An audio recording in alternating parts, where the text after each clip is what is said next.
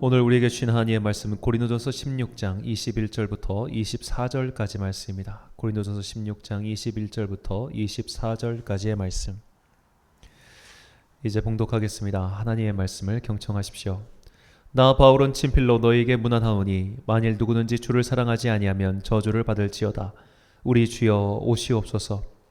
주 예수 그리스도의 은혜가 너희와 함께하고 나의 사랑이 그리스도 예수 안에서 너희 무리와 함께 할지어다. 아멘. 그리스도인의 인사말이란 제목으로 하나님의 말씀 선포하겠습니다.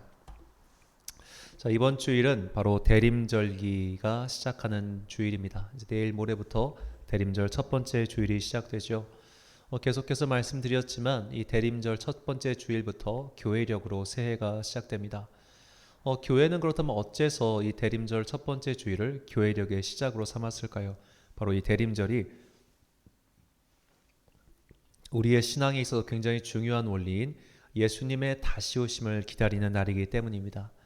이 대림 그리고 혹은 대강절이라고 하던데 이것은 모두 이제 주님을 기다린다, 임재를 기다린다, 그런 뜻입니다. 라틴어로는 어드벤투스이고 여기서 온 게 영어로 어드벤트죠. 자, 하나님께서는 이 선지자들을 통해서 어떤 한 사람, 어떤 한 존재가 올 것이다 라는 예언을 구약 성경에서 계속해 오셨습니다. 이 첫 번째 하나님께서 약속하신 메시아, 약속하신 어떤 존재가 온다는 약속은 바로 그 야곱이 아들 유다에게 한 마지막 예언의 말에서 나오고 있죠. 창세기 49장 10절 말씀입니다.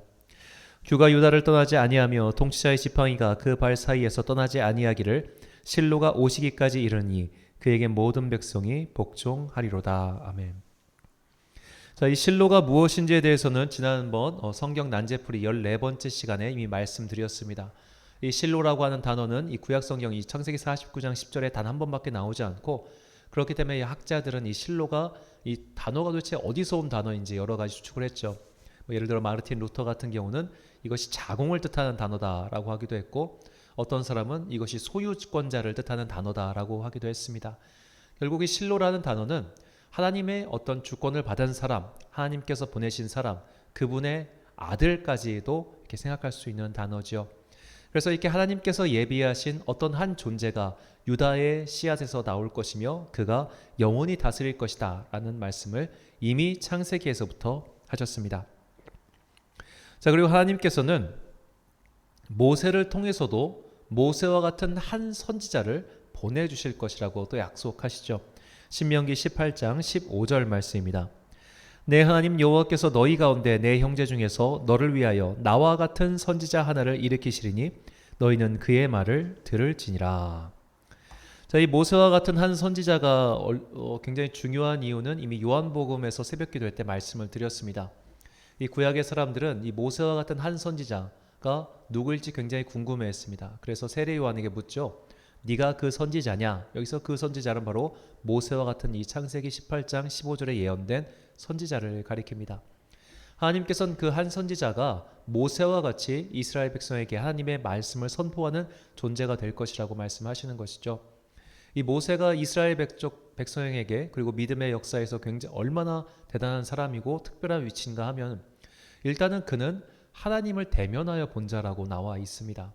이것도 해석이 여러 가지 갈리는 부분이 분명히 있습니다만, 그만큼 모세는 하나님의 율법을 그냥 소위 말해 직통계시 바로 받아서 그것을 적어서 오늘 그것을 말씀으로 남겨두었지요. 그렇기 때문에 모세가 쓴 모세오경은 구약 성경 안에서도 특별히 토라로서 별도의 어떻게 보면 취급을 받고 있는 것이고, 모세의 위치는 이스라엘 민족에게 그리고 유대인들에게는 매우 특별한 위치에 있습니다. 바로 그 모세가 다시 올 것이다 라는 약속이 이미 구약 성경에도 나와 있는 것이죠.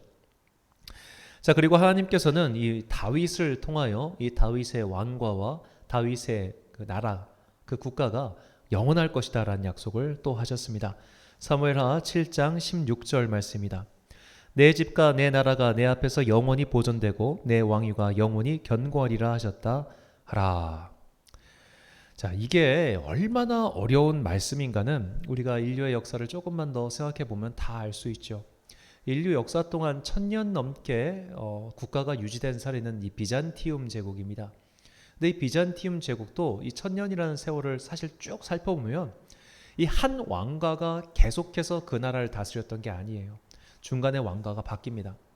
마치 그 이집트 왕국이 그 이집트라고 하는 나라의 어떻게 보면 그건 똑같지만 그 나라 안에서는 무슨 왕과 무슨 왕과 무슨 왕과 해가지고 왕조가 바뀌잖아요.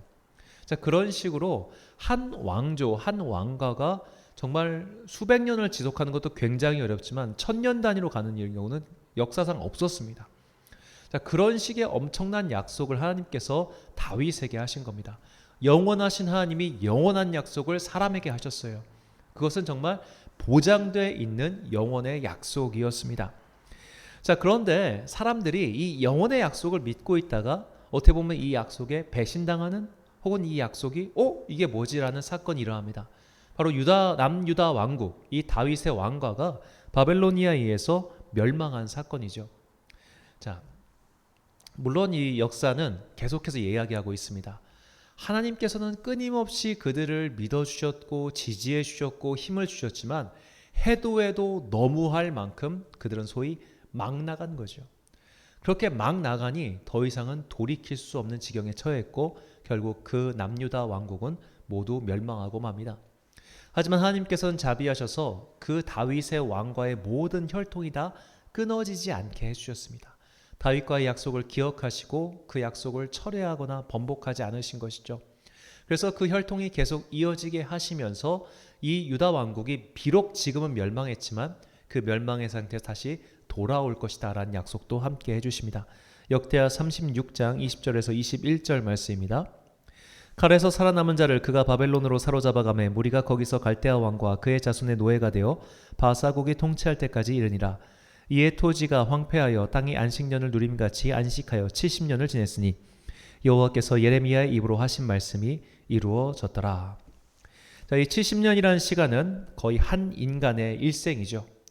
그러므로 한 인생의 생각을 바꾸기에는 넘치도록 충분한 시간이 70년입니다. 자, 우리나라가 일제 35년 통치를 받았는데 그 일제의 문화와 사고가 아직까지 잔재가 남아있죠. 그렇다면 그 두 배인 70년이라면 그것은 정말 한 세대가 아니라 그 다음 세대와 다음 세대까지 굉장히 큰 영향을 미치는 사건이었을 겁니다. 자, 그들이 포로로 끌려가는 것은 어떻게 보면 그들에게는 지금까지 경험해보지 못한 새로운 세계로의 그 도약 혹은 진출이기도 했습니다. 그러니까 이 포로 생활이라고 하는 것을 노예 생활로 착각해서는 안 됩니다. 이것은 일종의 강제 이주를 당한 거죠. 마치 우리나라 국민들이 뭐 하와이로 일제시대 때 가가지고 거기서 어떻게 보면 하층민의 삶을 살았던 것과 비슷합니다. 그들이 하층민을 살았지만 노예로 살진 않았잖아요. 그리고 이제 만주나 그쪽으로 강제 이주를 당한 사람들이 러시아 등지로 그들이 거기서 노예로 산 것이 아니고 어렵게 살지 않았습니까? 자, 그런 식으로 어려운 삶이 시작된 건 분명합니다. 하지만 그들은 이 남유다 왕국이라고 하는 그 굉장히 변두리, 역사의 변두리 그리고 그곳의 작은 나라에 머물러 있는 것이 아니라 바벨로니아 그리고 페르시아라고 하는 그 당시에 세계에서 가장 강하고 큰 제국의 영향을 받게 된 것입니다. 그래서 그들의 사고가 튀기 시작했어요. 어떤 식으로 튀었을까요? 그들이 생각하기에 이 하나님의 말씀은 분명합니다. 하나님의 말씀을 의심하지 않았어요. 다만 하나님의 말씀이 이루어지는 과정 그리고 그 방법이 우리가 그동안 생각했던 것과는 다를 수 있겠구나라는 생각에 이르렀습니다. 그들은 처음에는 다윗의 왕과 그리고 다윗의 국가가 영원할 것이라고 생각합니다. 하지만 이 바벨로니아나 페르시아와 같은 거대한 제국에 들어와서 보니까 우리나라는 이들과의 전쟁에서 이길 수가 없는 거예요. 정말 하나님께서 하늘에 천군 천사를 보내주셔서 날마다 그 천군 천사가 쟤들을 쓸어버리지 않는 이상 이것은 도저히 싸울 수 없는 상대라는 생각을 했을 겁니다. 그러면서 그들의 사고가 바뀌기 시작합니다. 하나님께서 약속하신 그 영원한 나라, 영원한 왕과라는 것이 과연 우리가 보고 있는 이것과 똑같은 형태의 국가와 나라가 계속 존속하는 것을 의미할까? 그런 존속은 지금까지 없었는데 그런 것을 뜻하는 것일까? 그들이 생각이 바뀌기 시작하죠.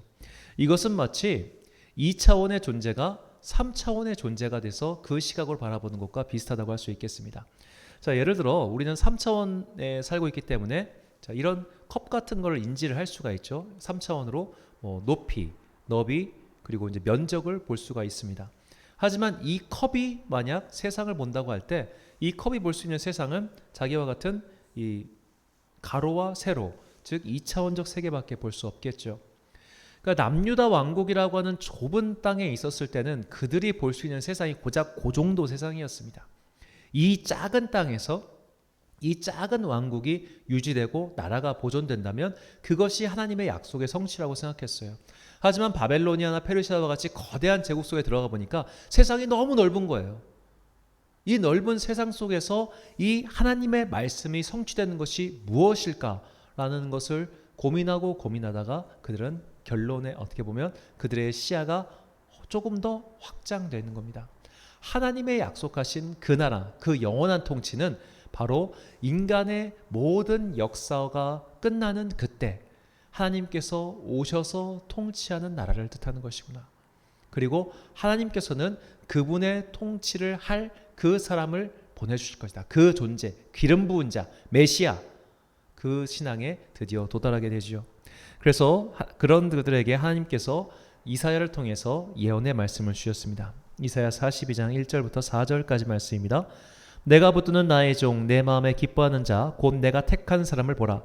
내가 나의 영을 그에게 주었은즉 그가 이방의 정의를 베풀리라. 그는 외치지 아니하며 목소리를 높이지 아니하며 그 소리를 거리에 들리게 하지 아니하며 상한가 길대를 꺾지 아니하며 꺼져가는 등불을 끄지 아니하고 진실로 정의를 시행할 것이며 그는 쇠하지 아니하며 낙담하지 아니하고 세상에 정의를 세우기에 이르리니 섬들이 그 교훈을 앙망하리라. 아멘. 자, 이것은 이사야서에서 유명한 고난받는 종의 노래라는 구절입니다. 이사야서는 이 외에도 50장 등의 이런 고난받는 종의 노래가 계속해서 나오죠. 자, 하나님께서 세우신 고난받는 종, 그가 바로 메시아이며 이 고난받는 종을 통해서 역사의 새 시대, 즉 하나님 나라가 도래할 것이다 라고 유대인들의 세계관, 사고가 확장됩니다. 그래서 유대인들은 그 다음부터 꼭 다윗의 혈통이 다스리는 나라라고 하는 형태 자체에 집착하지 않게 됩니다. 만약 그들이 다윗의 혈통이 다스리는 나라가 되어야 해 이것에 집착했다면 그 이후에 하스모니아 왕가는 존재하지 않았을 겁니다. 우리가 보고 있는 성경에는 없지만 이 가톨릭판 이 공동번역 성경에는 성경 구약 외경이라고 하는 게 있죠. 거기 보면 이제 마카베오서가 있는데 이것은 유다 민족의 독립 전쟁을 다루고 있는 책입니다. 이 독립 전쟁 결과 세운 왕조가 하스모니아 왕가인데 이 하스모니아 왕가는 엄밀하게 따지면 레위인, 그것도 사독의 후손들이 세운 나라예요. 그들은 더 이상 이 다윗의 혈통 그 자체에 집착하거나 다윗의 왕가 그것 자체에 집착하지 않습니다. 하나님의 때에 마지막에 도래할 하나님의 통치가 직접적으로 이루어지는 그 역사의 끝을 바라보며 그것을 기다리게 된 것이죠. 그래서 그들은 고난받는 종을 기다리고 영원히 통치하는 왕호를 가진 자를 기다리며 모세와 같은 하나님의 말씀을 전하는 예언자, 그를 기다리기 시작합니다. 자, 우리들은 바로 그분이 예수 그리스도이시라고 고백하며 믿는 자들이죠. 유대인들은 그것이 예수가 아니라고 생각하는 자들이고 바로 여기서 우리가 그들의 차이가 벌어집니다. 예수님께서 오심으로 하나님 나라가 본격적으로 시작되었습니다. 하나님의 통치는 예수님의 오심과 함께 시작되었고 그 완성을 향해 나아가고 있지요. 그렇다면 예수님께서 이 땅에 먼저 오셔가지고 시작된 하나님의 나라의 그 궁극적인 의미는 무엇일까요? 이것은 조금 이제 유치한 비유일 수 있겠습니다만 우리가 사는 현실 속에서 한번 이런 비유를 해보겠습니다. 저는 예수님께서 이 땅에 먼저 오셔서 우리의 죄를 대속하시고 십자가에 돌아가신 이후에 부활하셔서 승천하신 소위 말해 예수님의 첫 번째 오심, 이 사건의 일종의 고기 구울 때 초벌구이를 구운 것과 비슷하다는 생각이 들었습니다. 자, 왜 예수님께서는 한 번에 오셔서 한 번에 모든 것을 이루시지 않고 한 번 오셨다가 다시 가셨다가 또 다시 오신다고 하실까요? 왔다 갔다 왔다. 왜 이런 번거로운 과정이 꼭 필요했을까요? 자, 우리가 이 출애굽기를 보면 이스라엘 민족이 시내산에 도착했을 때 장면입니다. 시내산에 도착하니까 하나님께서 그 시내산에 임재하시죠. 그때 이스라엘 민족의 반응은 와, 우리가 드디어 하나님을 만났다, 드디어 목적지에 도착했다, 할렐루야가 아니었습니다. 우리가 더 이상 들어갔다가는 정말 죽겠구나, 우리는 못 갑니다, 모세 혼자 가세요, 이거였습니다. 그러니까 죄인인 인간은 하나님과 교제할 수 없어요. 죄인인 인간은 하나님과 만날 수 없습니다. 그렇기 때문에 하나님께서 이런 죄인인 우리 세계에 딱 들어오시면 우리는 다 거기서 죽을 수밖에 없는 것이죠. 그래서 예수님께서 먼저 오셔서 초벌구의, 즉 우리의 죄를 대속하셔서 우리가 하나님을 만날 수 있는 의로운 존재로 변화시켜 놓으신 다음에 하나님께서 오실 그 때를 우리가 기다리라고 하신 겁니다. 이것이 주님께서 재림, 즉 다시 오시는 그 기간까지 우리에게 주어진 숙제이기도 하면서 또한 우리가 주님을 기다릴 수 있는 이유이기도 하지요. 이런 과정 없이 아마 하나님께서 직접 이 땅에 오셨다면 우리는 모두 시내산 앞에 선 이스라엘 민족처럼 그 존재를 감당하지 못하고 우리 안에서부터 무너지고 말았을 겁니다. 그래서 예수님께서는 이 1차 사역을 마치시고 하늘로 올라가시면서 다시 오실 것을 분명하게 약속하셨습니다. 사도행전 1장 11절 말씀입니다.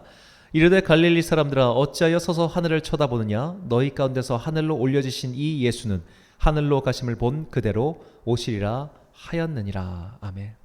자, 이 말씀 이후로 하나님 나라의 오심을 믿는 자들, 약속의 성취를 기다리는 자들은 모두 예수님의 다시 오심을 기다리는 자들입니다. 우리는 모두 예수님께서 다시 오셔서 하나님의 통치가 이루어지는 완전한 그 나라, 악이 없고 균열이 없고 고통이 없고 눈물이 없는 그 나라를 만드실 것을 믿으며 그 나라를 기다리는 자들입니다.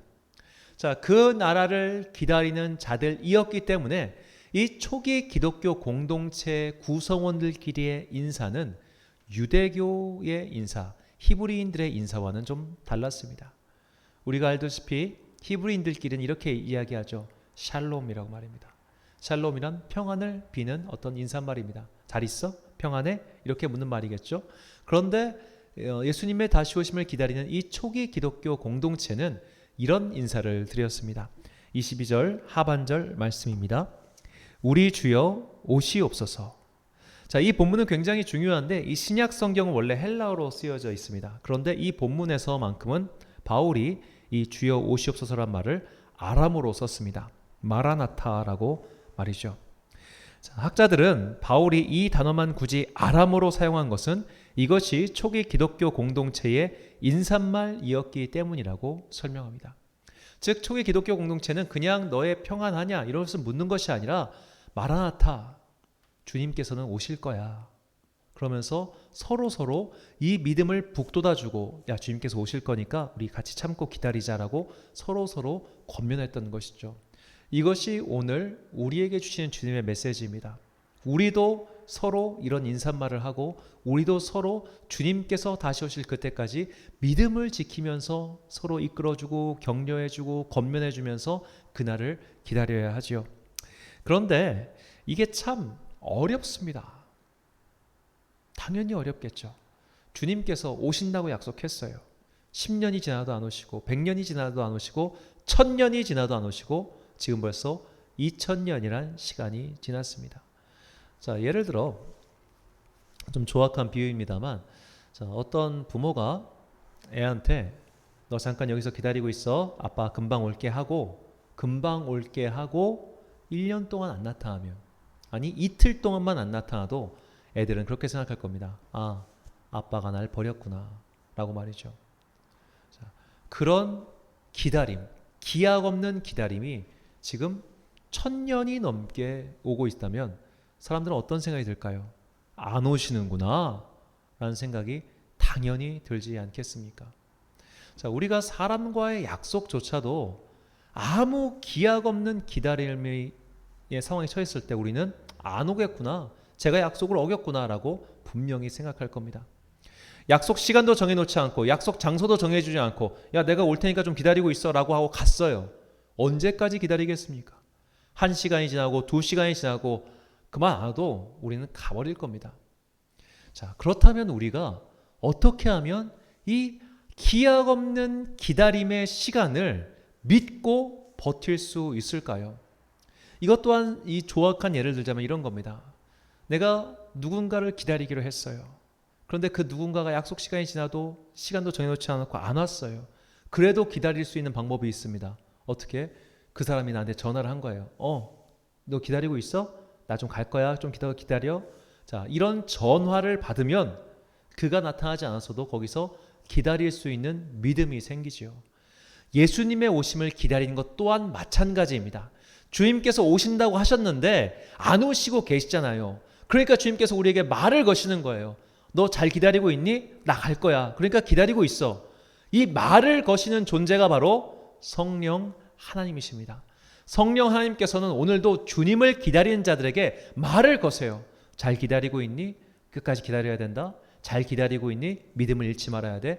그러므로 우리가 주님을 기다리면서 가장 필요한 것이 뭐냐면 우리에게 믿음을 주시는 그 성령님의 음성, 성령님의 임재입니다. 바로 이것이 히브리서 11장에 나오는 말씀이죠. 히브리서 11장 1절과 2절 말씀입니다. 믿음은 바라는 것들의 실상이요 보이지 않는 것들의 증거니 선진들이 이로써 증거를 얻었느니라. 바라는 것들 그리고 보이지 않는 것들, 이 증거를 주시는 분이 바로 성령님이십니다.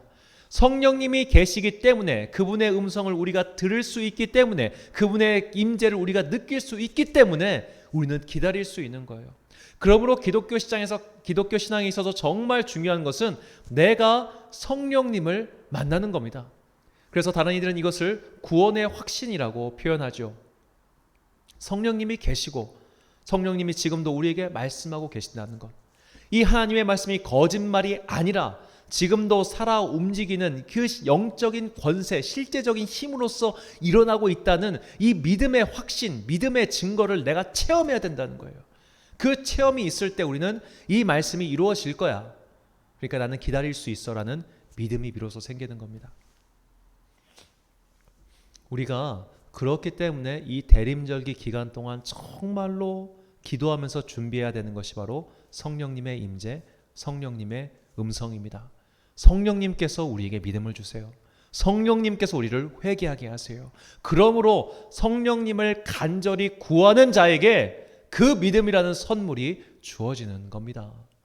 구하지도 않고 관심도 없고 기도도 하지 않는다면 어떻게 성령님이 우리에게 오시겠습니까?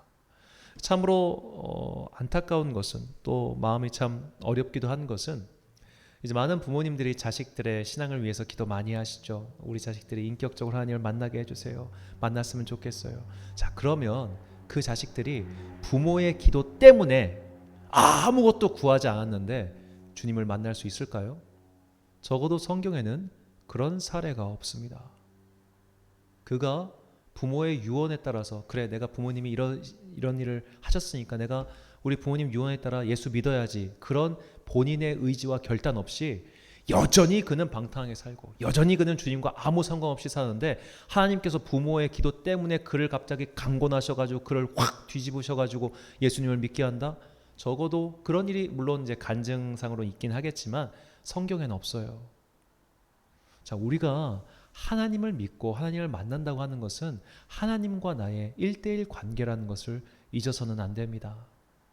자, 얼마 전에 이제 저희 교회 바로 옆에는 기독교 백화점이 있는데 이 기독교 백화점에 한 성도님이 방문을 하셨다고 이제 사장님한테 이야기를 들었습니다. 그 성도님은 교회를 안 다니시던 분이셨는데 그 어머니가 평생 동안 그분이 좀 교회를 다니게 해주세요 기도를 하셨어요. 어머니가 돌아가시고 나서 이 허한 마음에 어머니가 남기신 것들을 봤는데 거기에 보면 이제 어머니가 쓰던 성경책이라든지 그런 기도 제목이 적혀 있는 것들을 보면서 그래 비록 지금 엄마는 내 곁에 없지만 내가 엄마의 이 소망을 지금이라도 들여드려야겠다 해가지고 어머니가 돌아가신 다음에 지금 신앙생활 하신다는 분을 제가 봤습니다. 자, 우리가 그런 간절한 기도가 그의 마음을 움직여서 그가 의지를 갖고 하게 할 수 있지만 그가 갑자기 그런 것 없이 성령님이 공짜로 주어지진 않습니다. 우리가 꼭 이걸 기억해야 돼요. 성령님은 누구에게나 오시지만 아무에게나 가시는 게 아닙니다. 우리가 하늘의 보화라고 하잖아요. 하늘의 보화, 천국의 보화. 그 천국의 보화를 아무에게나 던진다면, 이 재난지원금처럼 아무에게 던진다면 그게 귀하겠습니까? 이 재난지원금 받았을 때 국민들 가운데 너무 귀한 재난지원금, 너무 귀하니까 내가 이거 아껴 써야지, 그런 분도 한 분도 제가 본 적이 없네요. 안타깝지만 그것과 마찬가지입니다. 아무에게나 주어지면 귀하지 않습니다. 누구에게나, 그것을 바라는 자 누구에게나 주기 때문에 그것이 귀한 것이죠. 그 귀한 믿음의 선물, 그 귀한 믿음의 확신, 그것을 구하는 우리 모두가 되어야 합니다. 그래서 히브리서 11장 6절은 이렇게 이야기합니다. 믿음이 없이는 하나님을 기쁘시게 하지 못하나니 하나님께 나아간 자는 반드시 그가 계신 것과 또한 그가 자기를 찾는 자들에게 상 주시는 이심을 믿어야 할지니라. 아멘. 사랑하는 천안 광성교회 성도 여러분, 그리고 이 기도의 시간 함께 참여하고 계신 모든 귀한 주님의 자녀 여러분, 이 대림절기 기간 동안 주님께 간구하고 기도하십시오. 하나님, 내가 주님을 온전히 기다리는 그 믿음의 사람이 될 수 있도록 나에게 믿음을 주옵소서. 더 이상 믿음 없는 자로 사는 것이 아니라 믿음 있는 사람으로 하나님을 기쁘시게 하는 삶을 살기 위해서 주님 나에게 성령님을 통한 믿음을 선물로 달라고 또한 기도하는 여러분과 제가 되기를 간절히 소망합니다. 오늘 이 찬양, 믿음이 없이는 기쁘시게 하지 못한다는 이 찬양을 주님께 올려드린 이후에 함께 기도하겠습니다.